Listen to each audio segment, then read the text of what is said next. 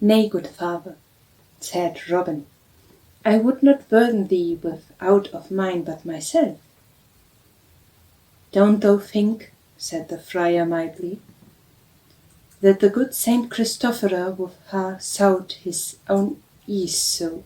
Nay, give me thy tool as I bid thee, for I would carry it as penance to my pride.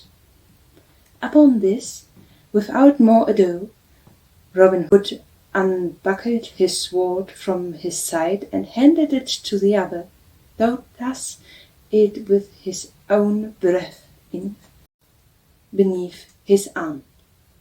Then once more the friar bent his back, and Robin having mounted upon it, he stepped sturdily into the water, and so strode onwards, splashing in the soul and breaking all the smooth surface into ever-winding rings.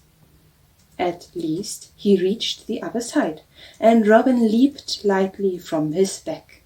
Many thanks, good father, quoth he. Thou art indeed a good and holy man. Pray thee give me my sword and let me away, for I am in a haste. At this the stout friar looked upon Robin for a long time, his head on one side, and with a most waggish twist to his face. Then he slowly winked his eyes. Nay, good youth, said he gently, I doubt not that thou art in haste with thine affairs, yet thou dost think nothing of me. Of mine. Thine are of a carnal nature, mine are of a spiritual nature, a holy work, so to speak. Moreover, mine affairs do lie upon the other side of the stream. I see by the quest of the same holy Relus that thou art a good young man and most reverent to the cloth. I did get wet coming hither, and am sadly afraid that should I wander the water again, I might get certain kicks and pains, the joints that would mar my devotions for many a day to come.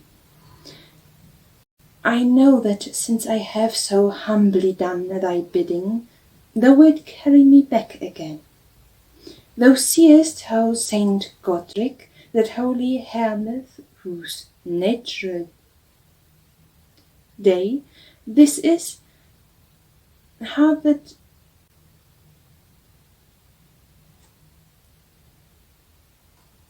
placed in my hands 2 swords, and in thine never a one.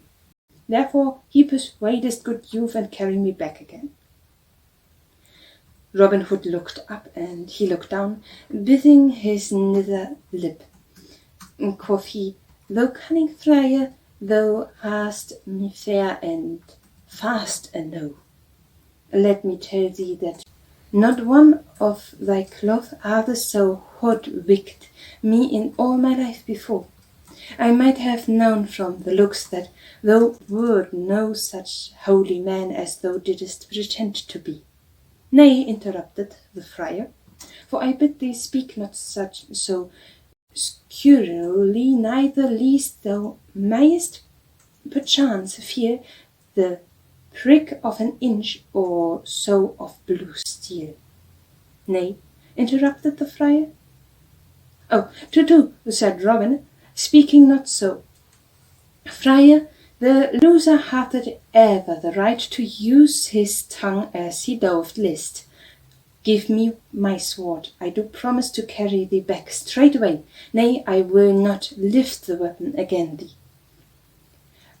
Marry, come up, quoth the friar. I fear thee not, fellow. There is thy skill, and get thyself presently ready, for I would hasten back. So Robin took his sword again and buckled it at his side. Then he bent his stout back and took the friar up on it. Now I vote Robin Hood had a heavier load to carry in the friar than the friar had to him. Moreover, he did not know the ford, so he went stumbling among the stones, now steeping into the deep hole and now nearly tripping over a boulder, while The sweat ran down his face in breaths from the hardness of his journey and the heaviousness of his load. Meanwhile, the friar kept digging his heels into Robin's sides and bidding him hasten, calling him merry ill names the while. To all the Robin answered never a word, but having softly left around till he found the buckle of the belt that held the friar's sword, he worked sleepily at the fastening, seeking to loosen them. Though it came about that by the time he had reached the other bank with his load, the friar's sword belt was loosened, albeit he knew it not. So when Robin stood on the dry land, and the friar leaped from his back, the yeoman gripped hold of the sword so that the blade seethed and strap came away from the holy man, leaving him without a weapon.